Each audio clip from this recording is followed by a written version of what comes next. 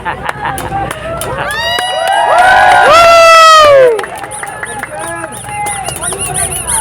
kababayan, magandang gabi po sa inyong lahat.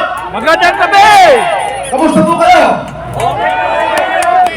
Ako po si Romeo Pokis, retiradong general at patuloy na sundalo ng bayan.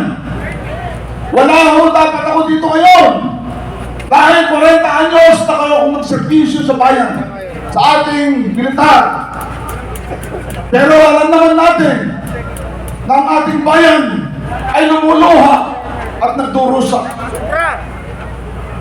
Narito tayo ngayon para ipahayag ang dapat nating pahayag sa mga taong namumuno sa atin. Ang United People's Initiative po ay binuo natin dahil sa mga nangyayari sa bayan na tulad dito. Ang United People's Initiative ay nagsusulong ng mga tinghain para sa kabutihan ng ating bayan. Mayroon mga nagsasabi sa akin na ako po daw ay nagbuo nito dahil ito ay may political na intensyon. Ang United People's Initiative po ay isang movement, isang kilusan na non-partisan, non-political, non-violent at sumusunod sa ating batas. Kinasuhan po ako na sabi ni General Garcia dahil sa paglalahad ko ng mga katotohanan. Wala po sa akin yun. Ang tao ho akong makasuhan. Ang tao akong makulong. Ang dahil akong patayin. Inialay ko ang buhay ko sa ating bayan. Mabuhay ka, sir! Mabuhay ka! Sinasabi nila, ako daw po ay Duterte. Itagawa po natin itong mga protestang ito dahil gusto natin umupo ang presidente, si Vice President Duterte.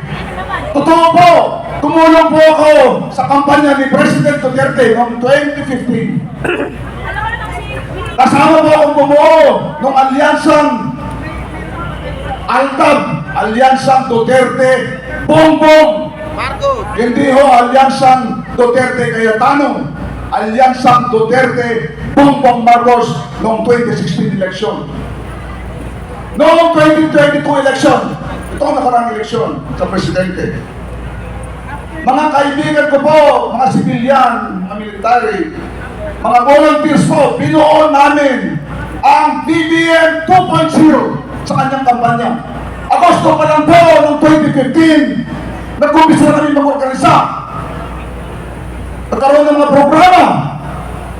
BBM 2.0 para sa kampanya ni BBM sa 2026 at 2022. Wala pa siyang katandem noon. Noong mag-decide si Inday Sara na makipagtambal sa kanya, ang aming grupo, tinawag namin BBM Sara 2.0. Kaya sinasabi lang Duterte o hindi ho. Ang ginagawa natin noon dito, wala akong kasamang politika. Ganyan ho ang UPI. Pinatunayan po namin doon maraming beses. Katunayan po, minsan lang po kami nakita ni Bibi Sara noong kampanya ni President ni Mayor Rodrigo Duterte noong 2015. Hindi ho kami nag-uusap, hindi na ho kami nagkita. Masicheck nila yan sa technology ngayon. Kaya itong ginagawa ng UPI, hindi po ito, advocacy po ito. Kasi nakikita natin, nararamdaman natin na nagturos at tumatangis ang ating bayan nang hihingi sa atin ng saklolo at kalinga. Samantala marami sa atin ng lugbok sa kahirapan. Maraming walang makain na gugutom. Maraming nangangamatay, nanululog sa baha. Nasisira ng pananim. Nawawala ng nahanap buhay. Itong mga pera ng tambayan, ginagamit nila sa kanilang pansarili. Ninanakaw nilang pera natin na sana yung mga pera na yun ay para sa kabutihan ng mamamayan, lalo na sa ating mga mahihirap na kababayan. Ngayon, noong September 21, nagkaroon ho kami ng rally dito sa Gate 4 sa Capitaldo. Ipinagbabawal po namin ho ang Marcos resign sa mga nananalita. Meron ho mga grupo na umalis. Meron ho mga speakers namin na umalis. Ayaw po namin ganito kasi ayaw namin mahaluan ng politika. Pero ngayon, Napatunayan natin na hindi lang yung mga congressman na involved sa malaking, matinding korupsyon na ito. Napatunayan natin na ang Pangulo mismo ay involved dito. Yung 2025 National Expenditure Program, nag-submit siya ng pondo sa Kongreso ayon sa batas. Yung AAP Modernization Program pa lang, 50 billion ang kanyang President's Budget ang tinatawag doon sa NEF o National Expenditure Program. Pagdating sa Kongreso, kinanyang-ganyan, kinatay-katay yung kanyang budget. Pinawasan ng 15 billion ang AAP Modernization Program. Saan nila inilagay nila doon sa kanilang mga pork-barrel. Sinasabi ng Supreme Court, bawal na po ang pork-barrel, pero ginagawa pa rin po nila. Yung ating mga sundalo, pulis, teacher, kasama doon sa programa ng budget ang Pension and Gratuity Fund. Yung mga magre-retire o yung mga may mga dapat tanggapin na mga tao dito, yung mga leave, accumulation leave, doon nila kukunin ang budget na yun. Ano nangyari sa Pension and Gratuity Fund? Nagsabit ang Pangulo ng 232 billion noong 2025. Anong ginawa sa Kongreso? Pinawasan ng 92 billion. Pinawasan ng 92 billion. Ano mangyayari pagka binawasan mo yung mga pension and gratuity fund? Marami kayong dapat na tatanggap sa taon na yun. Wala sila matatanggap dahil walang pondo. Ipoprogram yung schedule pa yan sa susunod na taon para makatanggap sila. Ganon po ang nangyayari. Okay, kaya itong mga insertions na natawag, insertions, ano mga insertions na yan, pork barrel po yan. Alam naman natin. Okay, 100 billion na. Kaya ang ating mga sundalo, lalo na, tinaas ang kanilang subsistence allowance ng 200 from 150 pesos to 350 pesos. 200 increase. Saan galing yun? Doon din sa AFP Modernization Program dapat, sa Armed Forces din po dapat yun. Doon din sa PGF, President Gratuity Fund. Para lang binigyan ng candy, akala mo, nagpapasalamat ka. Mga sundalo natin tuwan-tuwa. Hindi lang galing din sa AP budget yun. Ganun nangyari. So ganun. Ngayon, bakit hindi dapat managot ang Presidente? Dapat managot ang Presidente. Bakit? Yung pinawa ng mga kongreso, congressman, nung kinatay-katay nila yung kanyang budget,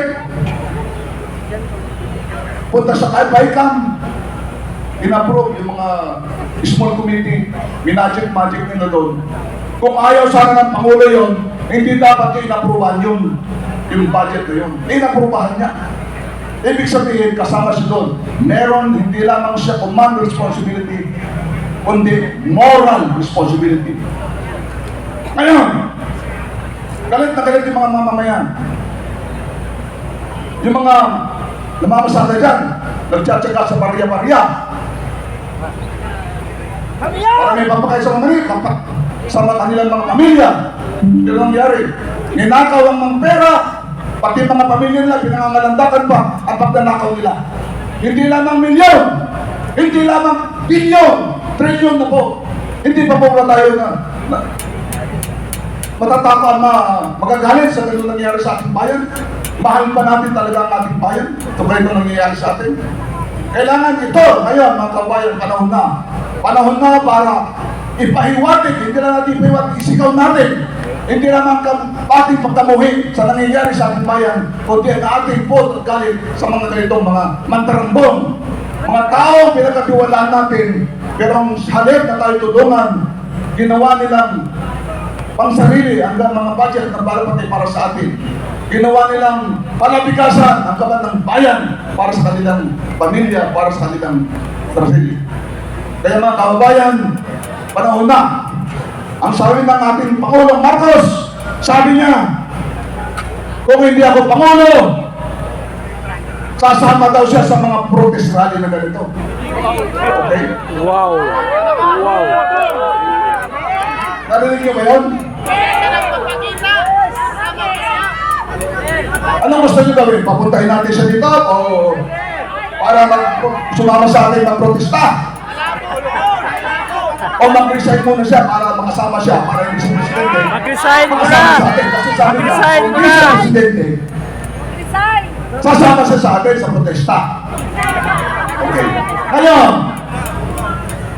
tayo lahat ay ginagarantiyan ng ating konstitusyon na ipahayag ang ating grievances, ang ating hinanakit sa gobyerno. Ginagarantiyan ng konstitusyon, sinasabi ng mga nauna nagsalita. Pira ng pilit, ibalik! Kasuhan na tayong kasuhan. Pati yung Marcos resign ay bawal na raw po. Kakasuhan na raw po. Pananakot lang po yun. Huwag kayong maniwala doon. Ngayon, yung mga kapulisan, yung mga military, hindi naman kayo presidente. So kayo, inaanyayaan namin na sumama dito para sa protestaryanin ito. Alam namin, ang damdamin ng mga pulis, military, mga teacher, kung ano-ano dyan. Alam natin, yung ordinary Pilipino, ang galit at bot sa nangyayaring korupsyon na ito sa ating bayan. Kaya tayo ay magsama-sama, mga kababayan. Ipaglaban natin ang katarungan, ang katotohanan, panagutin ang lahat naman nagtasin, nagtarambong at naglabastangan sa ating bayan. At ibalik ang katapatan at moralidad sa ating bayan. Mabuhay kayong mga Pilipino! Mabuhay tayong mga Pilipino! Mabuhay ang Pilipinas! Magandang din lahat sa inyong kaibigan. Mabuhay! Maraming Salamat po. salamat siyempre sa isa sa pinakamamahal natin